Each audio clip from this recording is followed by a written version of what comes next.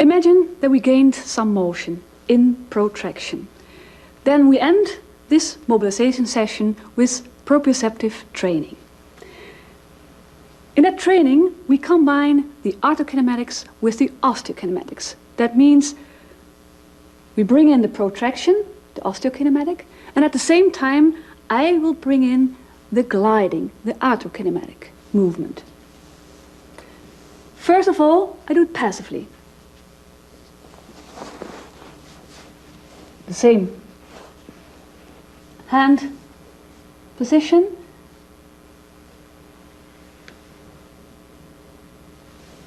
Bring in the protraction and at the same time the gliding, first ventrolaterally and then slowly ventrally. And slowly I go into the newly gained range of motion.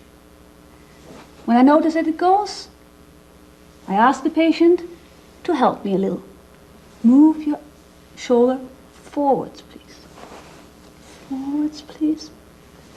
And we do it a few times. And then I bring the shoulder into the newly gained range of motion and hold it over here, please. Hold it there, hold it there, hold it there. And let go. As you've seen, I ended this training by asking the patient an isometric contraction in a newly gained range of motion.